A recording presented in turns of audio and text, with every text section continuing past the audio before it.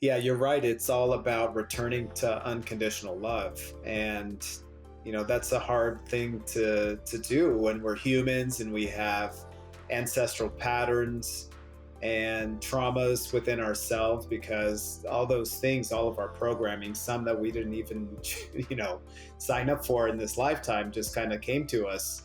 And of course, the things that we experience in our lives, the traumas, they do keep us from that unconditional love. And test, we're like, all right, you want compassion, here's actually a test, and this is how the universe works, especially when you get into the plant medicine field. It's like, all right, you asked for this is what's going to look like. It's not going to be all easy and unicorns and rainbows. It's going to be like, here's a test for you to develop that.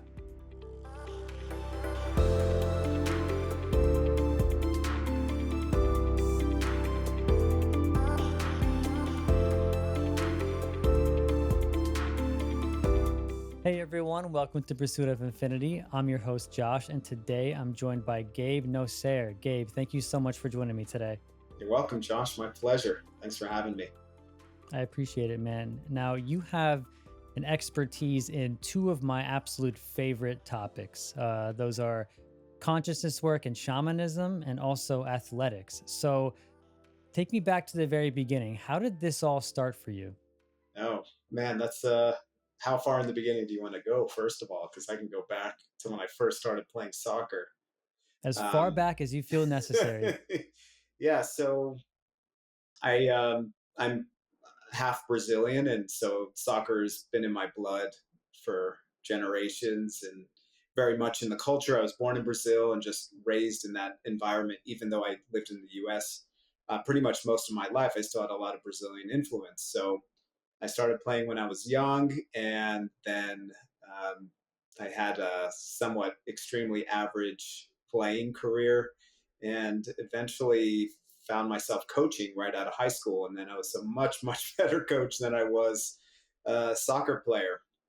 So I got into that and I really became addicted to getting better and better and better at that, and realized I had a lot of skills, natural skills to help people achieve more of their potential. And that's something that I feel I didn't receive as a player. I had good coaches, but they didn't unlock what needed to be unlocked until finally I was able to unlock it much later. And every athlete goes through that. They have to essentially do it themselves. But um, I started coaching with the intention of wanting everyone I worked with to make sure that they felt or didn't feel like I did, like they had so much more to give. So even though I didn't have a great playing career, that really thrust me into helping others, into coaching. And so I coached for many years. I fell in the soccer industry. I ended up starting a business while I was coaching an indoor soccer arena. And that continued to build and build and build over years and years and years. And I was coaching this very high level youth soccer team that was nationally ranked in the top 10 for the last 3 years of their age group. And uh, when I was coaching them, I felt this call to consciousness. And I had studied psychology in college and ended up getting a master's degree in counseling. And so I was applying these tools while I was coaching this team. And I remember the very first book that kind of like set the tone into a deeper level of consciousness was The Four Agreements by Don Miguel Ruiz. And at that time, my team was, they were 16-year-olds, and as I said, they were nationally ranked, so they were a little arrogant and thought they knew better, as most 16-year-olds do. And they kind of started this, a couple of players started a little bit of a revolution within the team. And I was reading this book, so I started reading it to them. So every day after practice, I would read a few pages to them, and really they could start to see how they were applying the things in the book to their lives, especially be careful with your word, right? That was one of the big things, because they weren't. So it's really interesting to kind of combine those two. That we do the field coaching, then I do essentially the consciousness coaching after the fact. And I feel like it really had a big influence. We had some people leave the team, some new players came on, and actually one of the players that started this, what I call a little bit of a revolution, 16-year-old boy revolution, ended up coming back to the team and apologized to me and saw kind of the influence of his words and what they had. He was sincerely apologetic and we're very close. He was actually part of a group that ended up buying my business, my indoor soccer arena.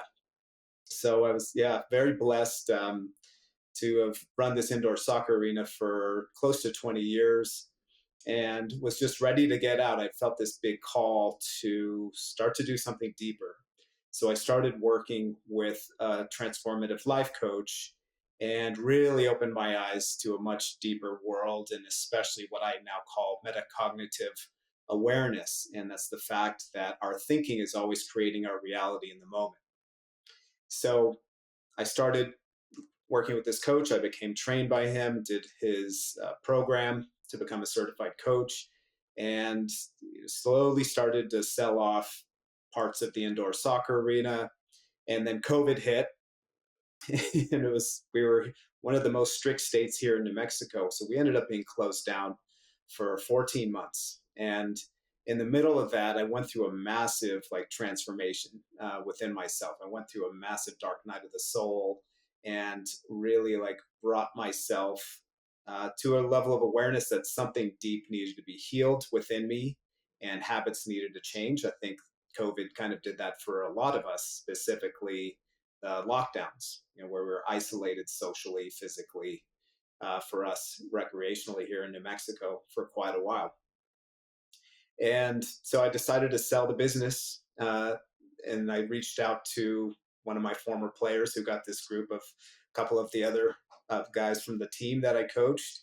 And they said, all right, yep, we'll buy it from you. You just need to wait till we're open. So, we had to wait a few months. And as soon as we opened, we transitioned to them taking over the business. So in the middle of all that, once I was kind of going through my dark night of the soul, I got introduced to shamanism through my former partner, who started doing this 1 year shamanic studies class. And then I decided to do the class as well. It was really profound and life changing. So, I was doing the life coaching. I had the business experience, the soccer coaching experience, working with athletes, more on the mental side of things, the spiritual side of things as well, and then added in the shamanic element as well.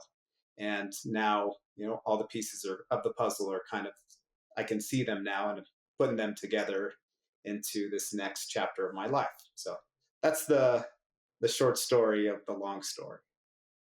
I love it. I love it. Um, what was the basis of the revolution that these kids formed against you? So they thought at that point, I had coached this team. If I were to do it all over again, I probably wouldn't do it the same way. But I coached this team from the point when they were 9 years old and continued with them all the way to 18 years old. And that's kind of a no-no in soccer. Kids need fresh ideas and, that fresh voice. So, we didn't have all the same players that we did from when they were 9 years old at this point. But essentially, we had some new guys come in, and one of them was only on the team for a couple of years, but essentially he was saying, Gabe can only take us so far, and we need someone else to take us to reach our potential. So, you know, he's told this to some of the other players, and then I, you know, I took it upon myself to start reading this to them, the four agreements. But also, I took it um, to push me to be like, what, I'm going to listen to what they are saying, because they feel like maybe I'm not. Essentially, they were saying I'm not good enough to take them where they wanted to go, because they're very competitive. And so I said, all right, let me be a better coach. And so I kept pushing myself, which I was already doing, but apparently I needed to go further. So I didn't take it so personally, even though I was really upset with them. Um, so I continued my education with soccer coaching, and to be a well-rounded coach, because it's not just about what you do on the field. There's so much more to coaching than the X's and O's. So, and it's ironic that, maybe not ironic, but it was justice in my head that we ended up making it to the regional final that year. In the way youth soccer works, all the state champions west of us and north of us.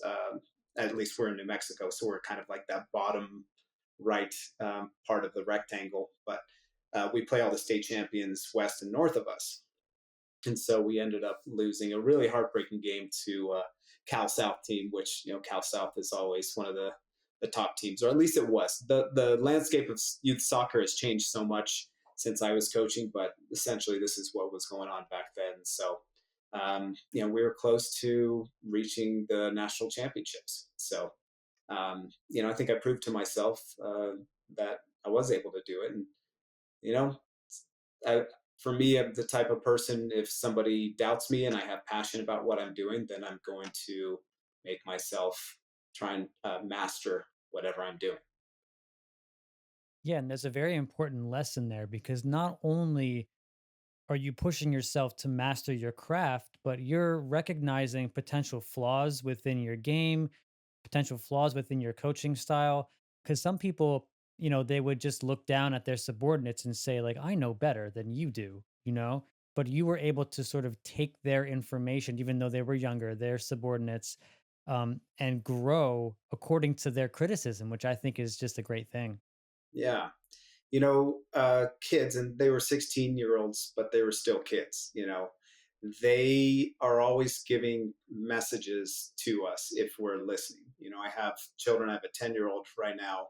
I have a 24-year-old who I raised since she was 7. I'm not her biological father, but I'm her father in every other way. And both of my children taught me so much in my life.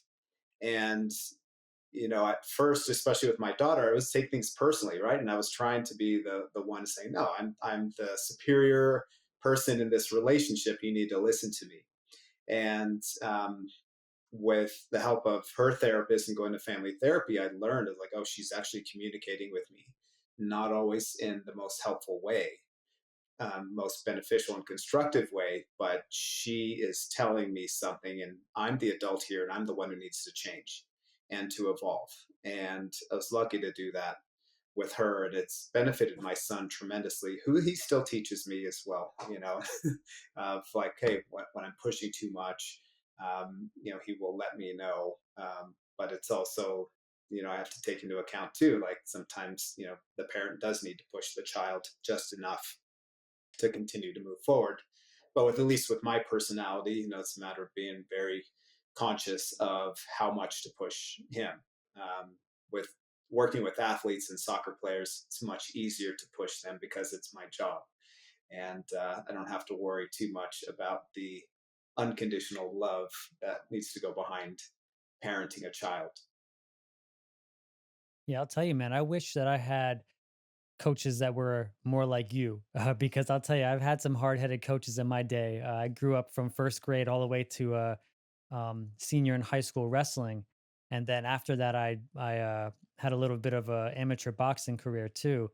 And I had some coaches that were very hard-headed and did not have any sort of an idea of the work of consciousness or the types of philosophical belief systems that are found in books like The Four Agreements, Don Miguel Ruiz, fantastic book. So, yeah, I think that is so beneficial because that's missing from not only sports, but that type of philosophy is missing from our educational system as well. And, as we know, the educational system in this country is often tied directly into our sports teams. Yeah, absolutely. The conscious revolution that's been happening and that kind of has excelled since COVID, at least in my opinion, and the opinion of many other people, is going across all platforms of life, including sports. You're seeing coaches, that are much more aware and much more conscious and trying to balance that kind of blue collar mentality that you and I grew up with coaches, right? That you just push yourself to limits and you don't talk back and you just suck it up. And those kind of things.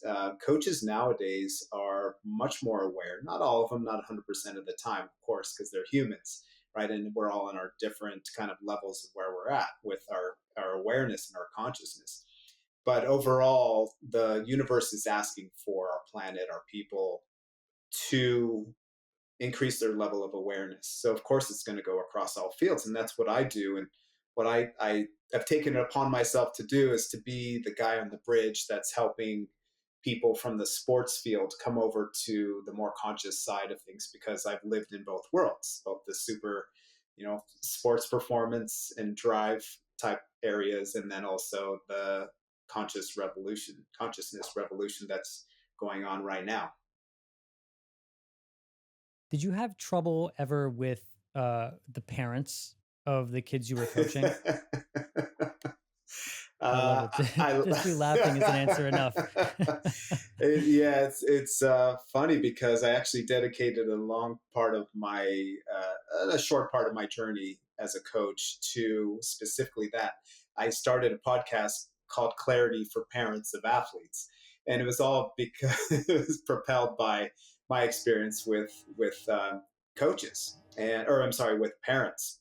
And anytime you have a high level anything and it's youth are involved, the parents are going to get involved too, especially when there's a pay to play model, which I had. So my parents were paying money to travel, and like I said, top 10 in the country, college scholarships were at stake. So there was a lot of parental interference, which was uncomfortable, of course, but it motivated me to have a really cool podcast. That's a good thing. Yeah, as a wrestler, a lot of my teammates had issues with their parents, because you have a few different types of parents. You've got like the very laid back parents who are just hanging around, they come to the matches and they're there to support their kids. Then you have the parents who are like very supportive of their kids, very loving, would never miss a match, are, always there in the corner trying to support their kid. And then you'd see some of these parents that were just insane. And you could tell that, I don't know what the dynamic was, trying to maybe psychologically analyze them if they're like living through their children, or if they just get overly upset when their kid would lose.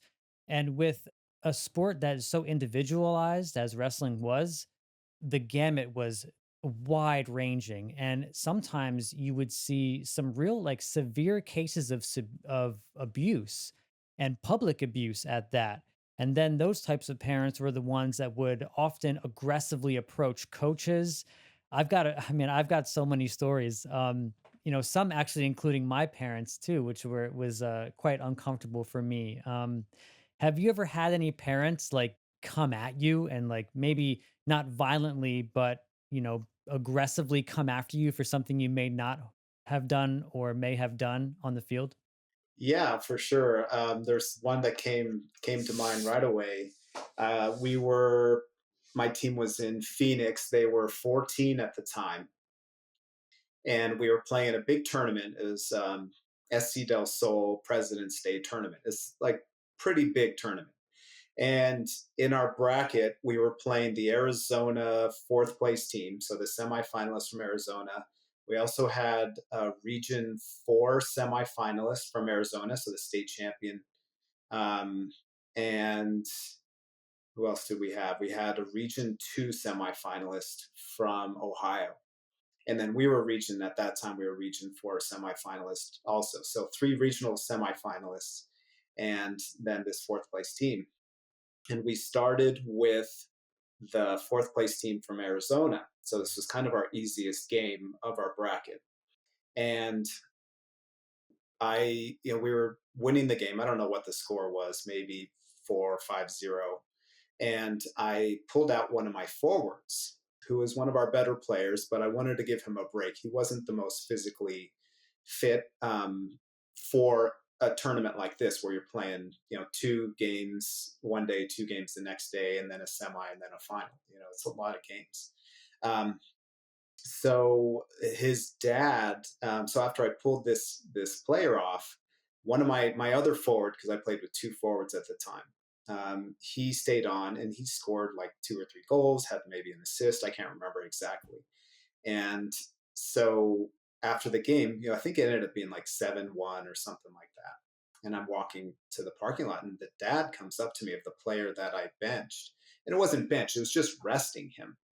And this guy went off on me, and I'm like, about how I pulled his son off and that he's fit enough to play all these games, and then was insulting the other player that was scoring these goals. And I was like, whoa, I was really perturbed and upset um, by him. And we ended up winning the tournament, you know, so again, justice kind of prevailed at that point, but yeah, I had another run, and actually, ironically, with the player that stayed in, like a couple years later, his dad approached me before the tournament even started in Orlando. This was like one of the biggest tournaments in the country. Is called Disney Showcase, and his dad approached me in an elevator as I was heading into a team meeting with the boys before the tournament, and was just asking me if I was going to mess around with the lineup and this and that, like I did in this previous college showcase, which is totally different than a tournament. It's just getting players out there in front of college coaches, so there's no need to win or lose. So yeah, when they're in their mind, their stakes are high, right? Now I can see they were approaching me out of fear, right? Fear that something wasn't going to happen for their son, right? That they lose an opportunity. And both of these players ended up having, one of them went to college, the other one went and played professionally.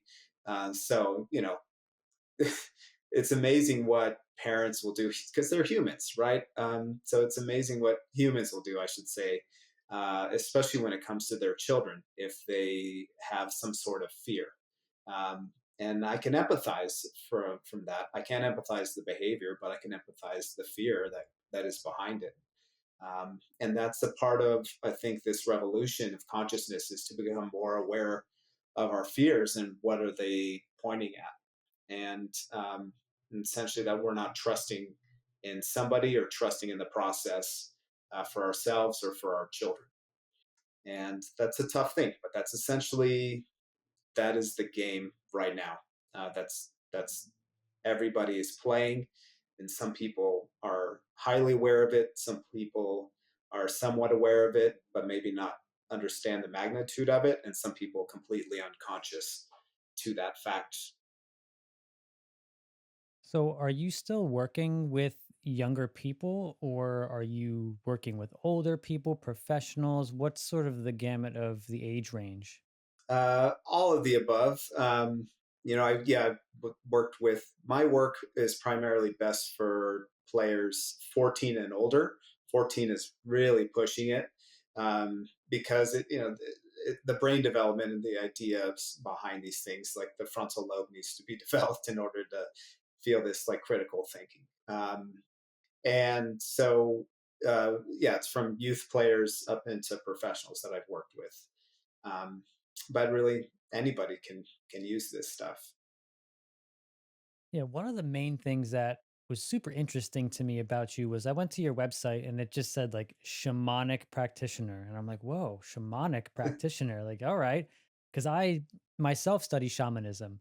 uh, And I love to ask people who claim to be shamanic practitioners, what does shamanism mean to you? Because I mean, the definition of shamanism can be very, very wide ranging. So again, I pose the question, what is shamanism to you? so to me, shamanism is has its roots in indigenous wisdom and culture and the lineage behind it.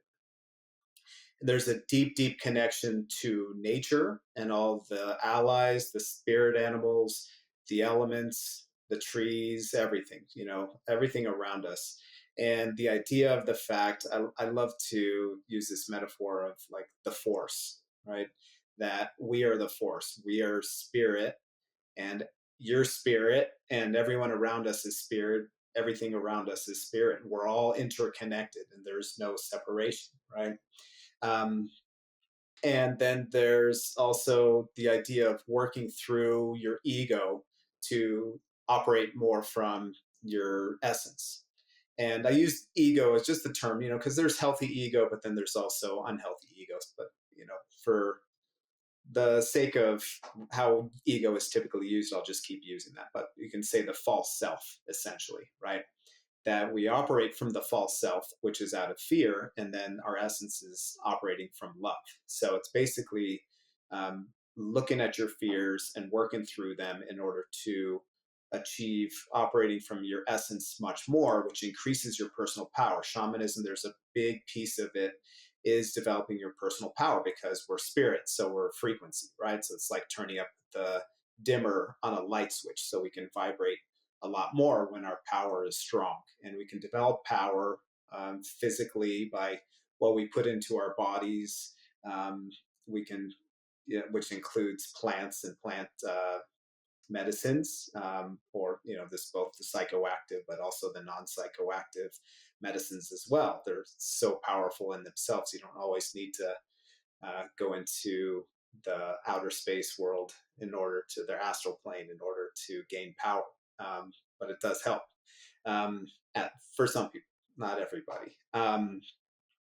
So another big part of shamanism, what I've found is we call them bid for power in our community, and it's doing something that's going to push you mentally, physically, as well.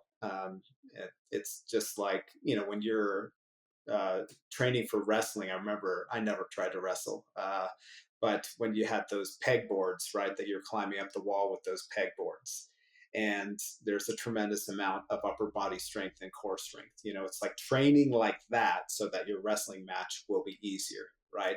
So the bid for power is doing something that's extremely uncomfortable physically, mentally, emotionally, in order to really flourish spiritually when you're back on the ground and on the mat of life, so to speak, and then you end up flourishing physically as well because you're like, oh, I've already been here, done that. So those are kind of, to me, the foundations of shamanism as well. And then, of course, you do need to operate with an altered state sometimes. And like I mentioned, plant medicine does help that, but it's also, you can do breath work. Meditation is also altered states as well. Yeah, I love the connection you made between the difficulty of putting yourself through a sort of, we'll say, an initiation, whether that initiation is shamanic through plant medicine or physically through working out, that these things are all sort of initiations. And I feel like initiations are missing from our society. So I think it's really important that you merge these two very important facets of initiatory action. Absolutely. Yeah. I mean, we're in a state now that, at least with parenting, we have, a lot of helicopter parents who want to protect their kids from any kind of discomfort. And, we want to protect them from obviously life threatening things or some kind of physical harm. But, when I work with parents, which I've done a lot of workshops with parents, I tell them, like, okay, think about the times in your life where you became a stronger person. It was always through some sort of like difficult situation in your life, right? And they say yes. And it's like, okay, why would you want to take that kind of adversity away from your child? And so life has its initiations, um, but also you're right. Like there are certain initiations that indigenous cultures used to put on their children, right, so that they could become stronger people as they became adults. Whatever it was, some sort of hunting by themselves, or some kind of nature solo where they're have to fend for themselves for 3 days, or vision quests, different things like that. Yeah, vision quests being at this point in my life the most interesting types of initiations for me. I had plenty of different varieties of initiations throughout my life, but the most interesting by far have been through plant medicine. Has plant medicine experience changed you in any ways? Have you delved into that world pretty deeply? Yeah, I laugh again because it's kind of one of those questions that are like, oh my goodness, yes, tremendously. I started very recreationally in my days, and even then I could see the impact that plant medicine had, even though it was for recreational activities. And then when it got into more intention and consciousness based, things started to go up. And then when I started studying shamanism, then it became about deep intention, and also combining it with my work or my educational background as a counselor. Then it really became about healing deep wounds, and it's had such a profound uh, significance on my life. I can't even like really find the proper words to describe it. It's maybe I can try, but an old client of mine, we were having a talk recently, and he was saying, he was talking to somebody else about plant medicine, and I just happened to be there, and he was saying it's like 10 years of therapy in one night. And that can be true, for a lot of people. It's had such an amazing impact on my life. I'm just very grateful for the medicines, but also I'm grateful for the my therapist and also different practitioners who have helped me kind of put the pieces, because plant medicine essentially like shatters a big part of you. And if you don't have somebody to support you, especially a neutral professional, which I've found is very helpful, to kind of make sense of all the pieces. And essentially it's like, it shatters like a puzzle, right? And then you're putting the pieces back together, but it looks like a different picture. uh, that's where the help comes in, and that's what I urge anybody doing plant medicine, is to make sure you have proper support afterward, and you're not just going in like, okay, I'm going to go drink some ayahuasca and then have a very brief integration with the group, and then I'm on my own, because the real work can appear for weeks and months after any kind of ceremony or experience. Yeah, absolutely. And you mentioned earlier that plant medicine is not for everyone, and I wholeheartedly agree. I like to say that psychedelics and plant medicine are for anyone, but not for everyone, because they really require you to bring a certain something to the experience. And that certain something is very dependent upon your needs, who you are, what you've been through, your level of maturity at the time, your intentions. I mean, there are just so many moving parts, and the experiences can just get so insane that you have to have a grounded support system, as you said, before, during, and after the experience. And if you do it correctly, as it seems like you have, they can, as you say, shatter your reality. And then what's left when you put the pieces back together is this just purity of compassion and love. And I've heard you say it on other podcasts and recordings before, the importance and the impact of unconditional love in our lives. Hmm. Yeah, that's what it's all about, and we can have a hard time achieving that, because it's hard to have unconditional love for somebody if you don't have unconditional love for yourself. And that's where it all starts, and is a big part of my work, right? It's because it's like you're trying to get to a goal of unconditional love, and you can get there in little moments. You can feel that, and that's the beauty of the medicine, is it shows you, right? You like take a peek behind the curtain, you're like, oh, this is what unconditional love feels like, because the plants have unconditional love, the animals have unconditional love. They're beautiful models for us. Um, and when you end a ceremony, you essentially like kind of close those curtains back up sometimes.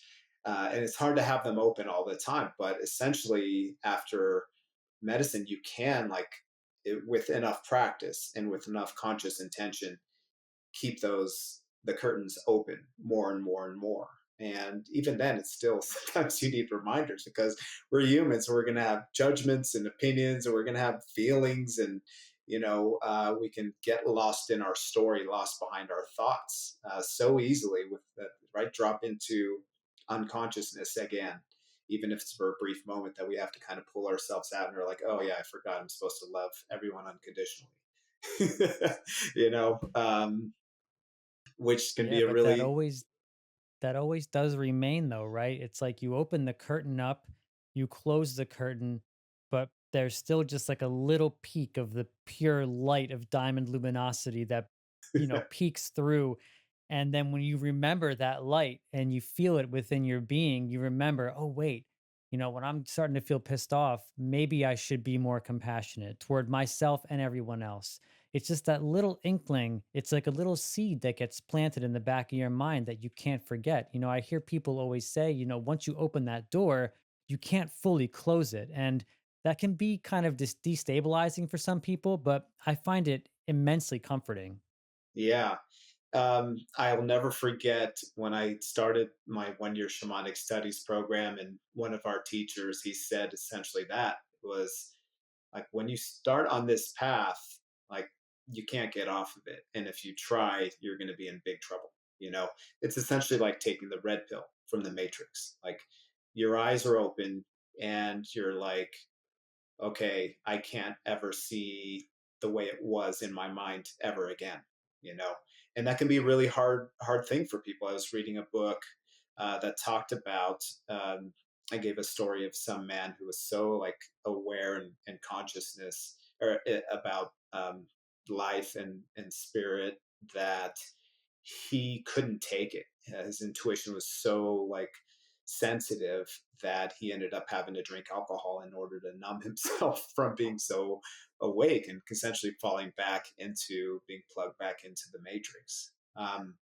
It's a hard thing to take once you start on this path. Like it's really a lot easier if you hold yourself into high integrity and you walk the talk. You can't just say like, you know, I'm this and then not show that you're that, you know? And even when you believe that you're that and believe that, you're walking the talk, you still have to question yourself, you know?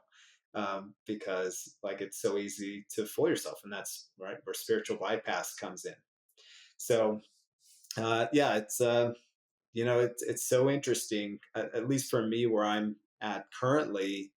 I've seen taken the red pill, well, many red pills, and I now see people living in their unconsciousness, right?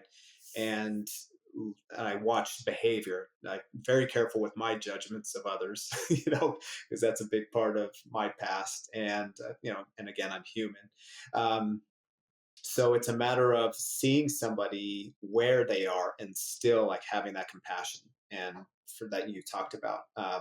And every time I find myself spun up about somebody or a certain situation, I come back to compassion. And I have actually in my garden, I have a statue of Kuan Yin, who's all about compassion, an ascended master. And I go and I pray to her and I ask her to fill me with compassion. And she does every time. Sometimes it's through a test of like, here's this situation. Now, what are you going to do about it? And when I find myself having compassion and sometimes receiving knowledge from my therapist or from others or just some sort of insight, when I drop into compassion, it just like really helps me to operate back into a place of essence and unconditional love. Okay, we had some technical difficulties there, but I believe we were on unconditional love. So let's start getting deeper into unconditional love. Yeah, you're right. It's all about returning to unconditional love. And that's a hard thing to do when we're humans and we have ancestral patterns and traumas within ourselves, because all those things, all of our programming, some that we didn't even sign up for in this lifetime, just kind of came to us from people who have been dead for generations. Um, and of course, the things that we experience in our lives, the traumas, they do keep us from that unconditional love. And uh, what I've found for me is anytime I'm having some issue with somebody or some situation, I call on my allies, and that's a big part of shamanism. And one of my allies is Kuan Yin. I have a statue outside in my garden, and I do my prayers, especially prayers with mapacha, with Peruvian tobacco. That I do the Bill Clinton. I don't inhale it. Just pull it into my mouth and then blow it out. But I often pray to Kuan Yin and ask her to fill me with compassion, and more often than not she does. And in one way or another, where it's some sort of test, we're like, all right, you want compassion, here's actually a test, and this is how the universe works, especially when you get into the plant medicine field. It's like, all right, you asked for this is what's going to look like. It's not going to be all easy and unicorns and rainbows. It's going to be like, here's a test for you to develop that. And I've been blessed enough to again have practitioners, have a great therapist who is able to dissect things and to show me certain things for me to decide to have that compassion and that unconditional love, because it's always a decision. You can't just be like, okay, I'm going to wait for somebody to inject me with unconditional love. No, it has to come naturally. And it's so much easier to do when you can have that compassion for yourself and that unconditional love for yourself, and to forgive yourself for all the things you did when you were less conscious. Um, what I've found for me personally is where I'm at in my stage of my development and evolution is that I can see other people operating from a more unconscious version of themselves, or at least where they are currently, maybe through my judgments, maybe through, the lens that I'm seeing people, but it's essentially where I'm at in my development. But I can see these people mostly based, I try not to project, I try and just observe behaviors and how they're communicating. And to me, that shows a lot. So I can see people, kind of treating their bodies certain ways, treating themselves in certain ways, treating others in certain ways. So I can see them now, and also I'm able to both see them as is and also have that compassion for them of where they are and to love them unconditionally. And the balance of like, hey, I can love you unconditionally as spirit, and I can hold strong boundaries, if I need to. And so it's like this little blend, which right now, I'm not a, I wouldn't call myself a master of that, but I'm working towards that, of being able to see kind of what I deem as like destructive behavior or unconscious behavior, whatever you want to call it, but also loving them unconditionally at the same time. And also saying like, oh, I can love you unconditionally and not allow this into my life if it starts to come into my life. Yeah, that's one of the most important balances that shamanism does teach you. And one of the ways that we hold ourselves back. And it's interesting, you see shamanism is like reaching its tentacles into Western culture at a higher and higher rate as the years go on, it seems. So, as that's beginning to happen, I personally feel a responsibility to show people and to teach people about what it actually means, what shamanism actually is.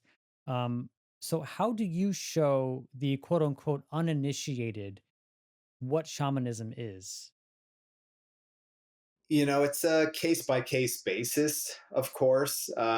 It depends on how open somebody is. If they flat out ask me, then I'll do it. And I'll say as much as I feel is necessary to come out.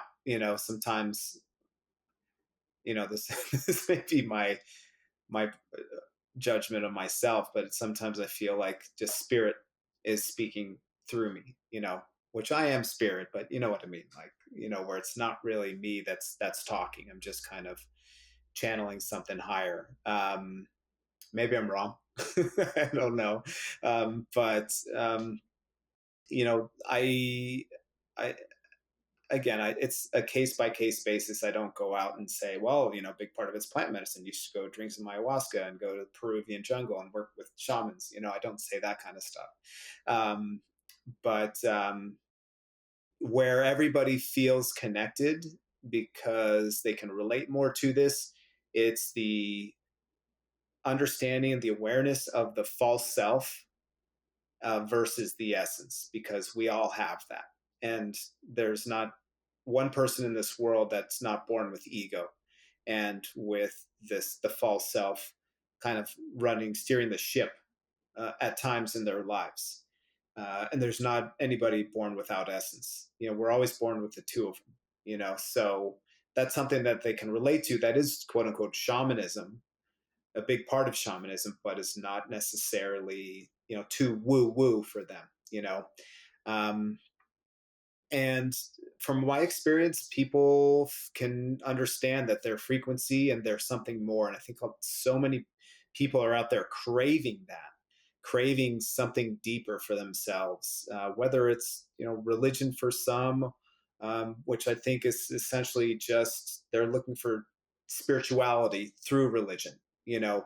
But I think so many more people are looking at true spirituality right now, and that's the foundation of all religions, really. And then that's like the shamanic world right there, right? It's the foundation of all the religions, operating from your heart, loving everybody, including yourself, unconditionally, you know. So um, people can really relate to it and they're craving it. Yeah, I do see that too. My teacher always says to, as you kind of said earlier, meet people where they're at and show them instead of tell them. A lot of times through this path of shamanism, psychedelics, plant medicine, it shows more in your actions and how you've transformed and how you've changed as evidence to the potential for the power of transformation with these medicines. And, he also said to me one time, I asked him, how do you describe these things to people who aren't, even open to it? And he said, first, you start with an in the box conversation. You say, hey, these things have shown me, a new level of happiness or a new level of love and compassion for the people around me. My job is easier now. I can handle stress easier now. My anxiety has lessened. And then people can say, okay, wow, that's interesting. I've never experienced anything in my life that's actually affected my level of anxiety, to the degree to which you're saying. And then you ask them, are you willing to take this conversation out of the box now and talk a little bit further, about what this stuff is? And some people are willing to, some people aren't. But, I think your language and the way that you discuss it and talk about it is very productive. It's a very good way to break it into the Western materialist mind that has been so prominent for hundreds of years, in this country. Hmm.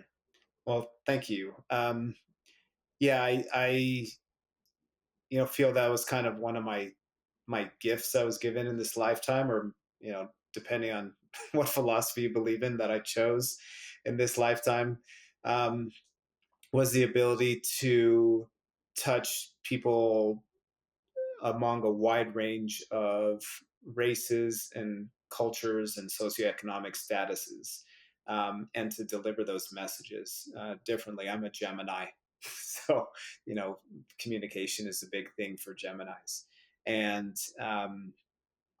also I feel like my background has really helped tremendously. You know, I my father is Egyptian and he immigrated to Brazil and met my mom. So I'm Brazilian and Egyptian.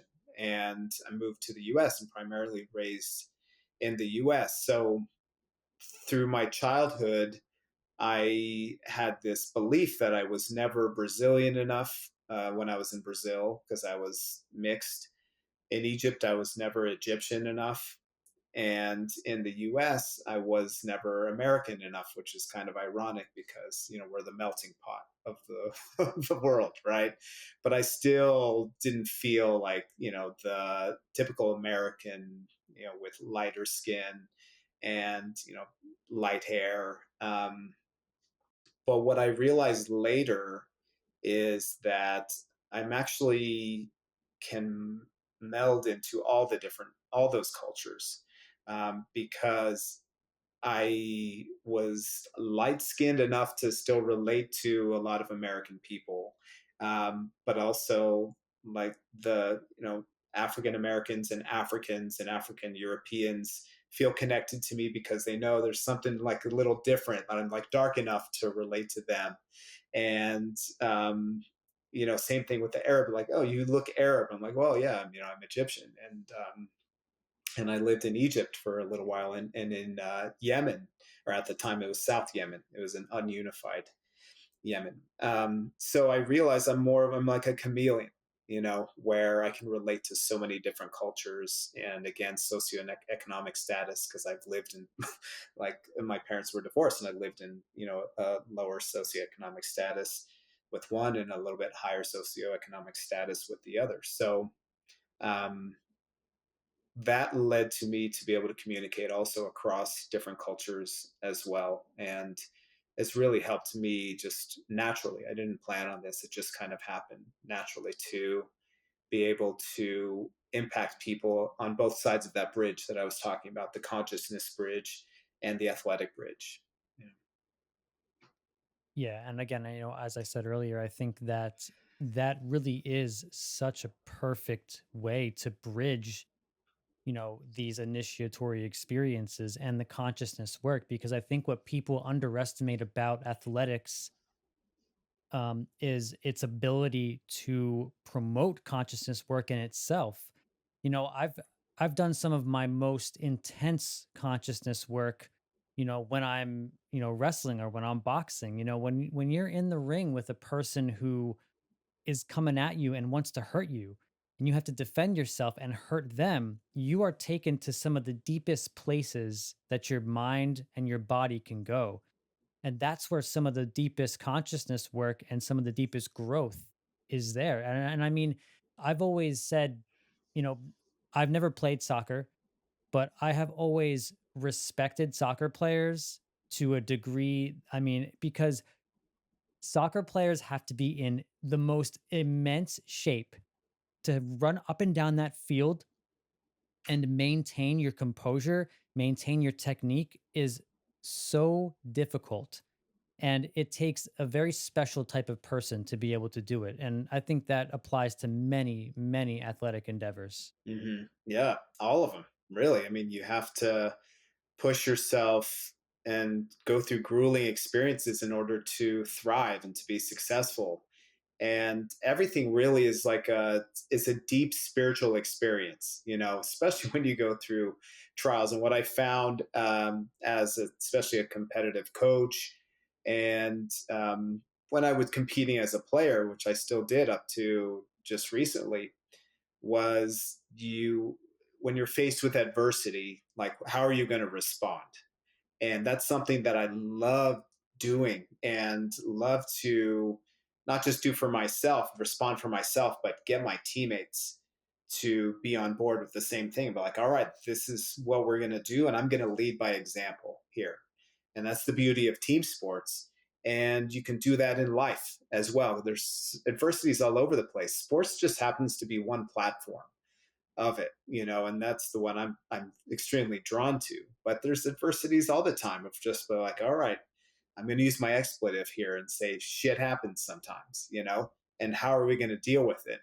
And this is what we're going to do, and there's so many things that I learned from sports of just like, something happens. I remember the second we were in the regional final 2 years in a row. In the second year, my best attacking player broke his wrist, or maybe just above the wrist, in the regional final, and this is like 800 people watching us. It was intense. And I'm like, all right, there's no time to like do anything, but how do we solve this situation? And we solved it.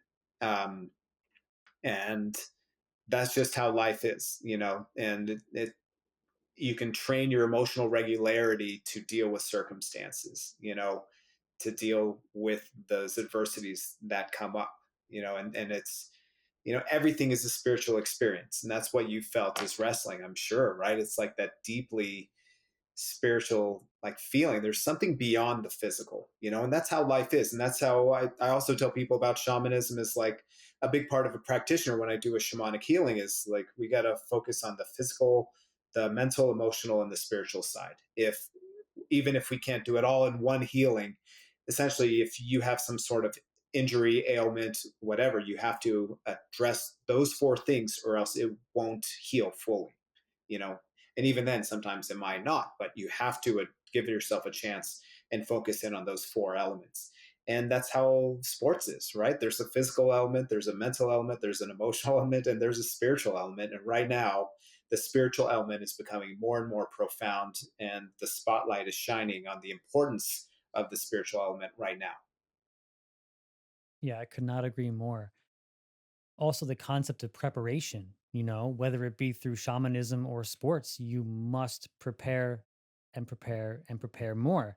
You've got to train yourself, your body, your mind, and bring a certain aspect to the experience.